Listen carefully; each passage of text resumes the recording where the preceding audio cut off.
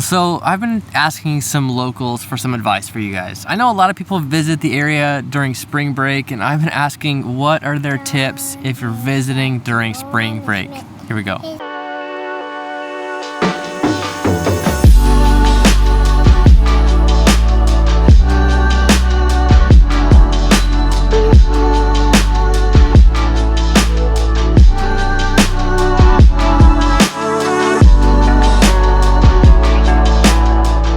As always, thank you for coming by the Living in Tampa channel, where we make videos about what it's like to live and move to Tampa. I guess this video is kind of about what it's like to visit Tampa. So anyway, we make videos about the area, hopefully providing some value to you. We are licensed realtors, so if you do have any real estate specific questions, don't hesitate to reach out and give us a call anytime. Our phone number and email are right there on the screen and in the description down below. So spring break coming up, and spring break is a hectic time in Florida in general. Of course, you know that. It's pretty common knowledge. And one of the reasons it is so hectic is because it's just kind of the beginning of summer down here. And yeah, I know it's spring break, but that is when it starts to get nice and warm. The water at the beach is still kind of cool, especially here on the Gulf Coast. And it's a nice time to be at the beach. So it makes sense that a lot of people are down here. But as I asked some locals, one good buddy who's lived here for 40 years, grew up here, and another, my wife, who grew up in the area and then lived in Colorado for 10 years, I was asking them, okay, a lot of people visit spring break. What can I give them in terms of advice from a local about what they should do, what they shouldn't do? And they both had the exact same response. Their response was, don't come. Don't come during this time. This is the time when it feels touristy everywhere. This is the time when locals shelter in place, when locals time what they're doing, and it gets crazy, especially on these causeways to the beach, the bridges back and forth between Tampa and St. Petersburg. And the Tampa area is not alone in this. All of these beachy areas have this kind of traffic for spring break. But I still want to give you guys something, because some of you are coming no matter what. It is a hectic time, but it's still a time where you can have fun and enjoy the beach and enjoy the weather, especially if you're escaping from a cold climate. A couple of pieces of advice that I want to give you are right here. Number one, check the tide calendar. So if you just Google high tide times in Clearwater Beach, and you'll get the times when the water is going to be the highest. And this isn't such a big deal, but it might be at different times than you would think. Like maybe 10 a.m. whenever the tide's going to be really high and the water will be really nice and come way up onto the beach at that time. And some of those times might be less populated times at the beach.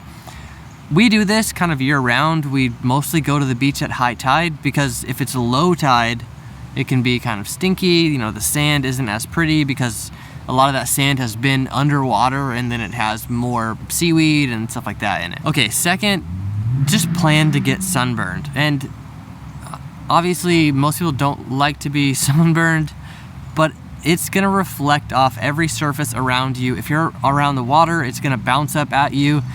You just need to be ready to be sunburned if you're not gonna wear sunblock all the time. And I get it, it's a hassle to wear it. My daughter sitting right here is 3.5, and she's hardly ever worn sunscreen in her whole life. And she is part Greek, so that helps, but I've even had to become more cautious myself when I can feel myself start to burn.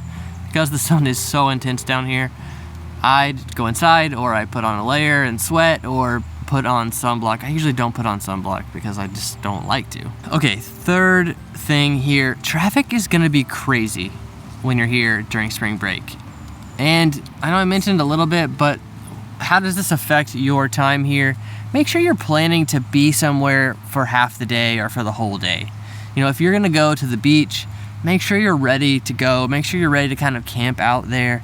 If you're gonna be driving back and forth across the causeways or on the highways, it's just gonna get really, really slow and backed up. And then you're spending a lot of your time here in the car. And then the fourth thing kind of goes with this being prepared.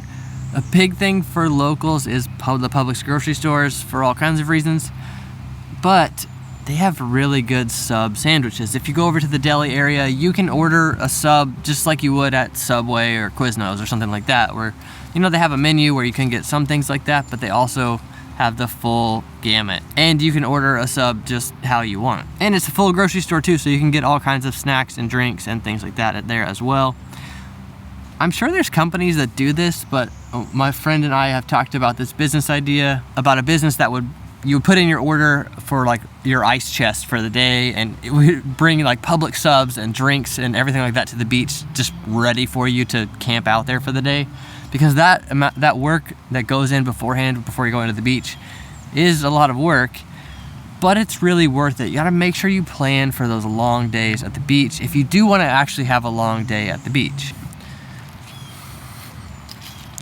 So if spring break is not a good time to come, when is a good time to come? And the beaches are kind of ideal like right before summer and right after summer. And of course, those are the hectic times for travel down here. But if you can stand the heat, summer is the time to come. And prices get cheaper on hotels and rental cars and flights. If you can stand those kind of off-season times, it is a completely different experience.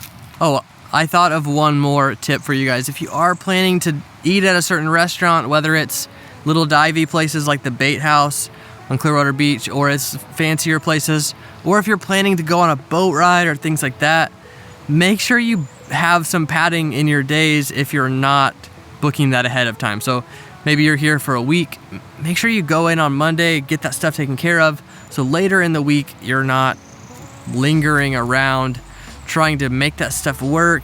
It's just gonna get harder and harder as all these visitors are here. I hope this information was useful. I know hearing from someone that's in an area and you're about to visit saying don't come here, I know it's a little bit depressing. I kind of pushed back when I got that response because people are coming.